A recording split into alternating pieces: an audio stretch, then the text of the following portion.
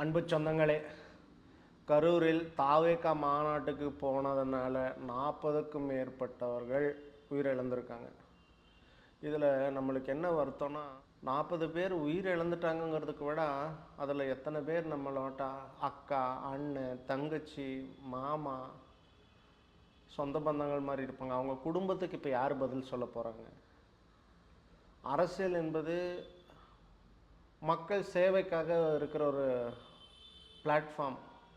அந்த ஒரு பிளாட்ஃபார்மில் மக்கள் நல செய்கிறதுக்கு பதிலாக மக்களுக்கே இப்படி உயிர் பாதிப்பு வந்தால் இதுக்கு யார் என்ன சொல்கிறது? அவ்வளோ வருத்தம். எனக்கு அதை பார்த்ததுலேருந்து மை சிலுக்குது. அந்த குழந்தைங்க, பச்சை குழந்தைங்க என்ன பண்ணலாம்? யார் இதுக்கு யார் காரணம்? என்ன பண்ணுறது? நம்ம என்ன வேண்டாலும் சொல்லிக்கலாம் இன்னைக்கு காரணம். ஆனால் அந்த 40 உயிருக்கு யார் பதில் சொல்ல போகிறோம்? அந்த குழந்தைங்க, அந்த அப்பா அம்மா எப்படி இருக்கும் வேதனை? நீங்கள் ஆளுங்கட்சி அவங்க கேட்ட இடத்துல நீங்கள் பர்மிஷன் கொடுத்துருக்கலாம்.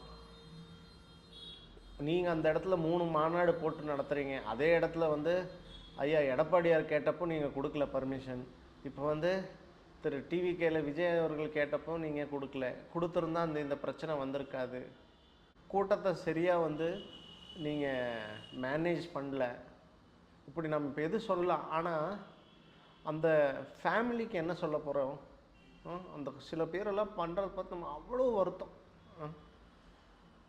அதனால் அந்த உள்ளங்களுக்கு, அவங்க குடும்பத்தவர்களுக்கு, அப்புறம் யார் யார் இதில் பாதிக்கப்பட்டிருக்கிறீங்க உங்கள் எல்லாத்துக்கும்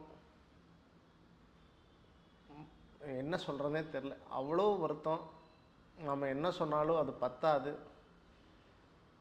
உங்களுக்கு இந்த கஷ்டத்தை, இந்த துக்கத்தை ஏற்றுக்கிற அளவு ஒரு சக்தி கொடுக்கட்டும்னு மட்டும் நான் வேண்டிக்கிறேன்.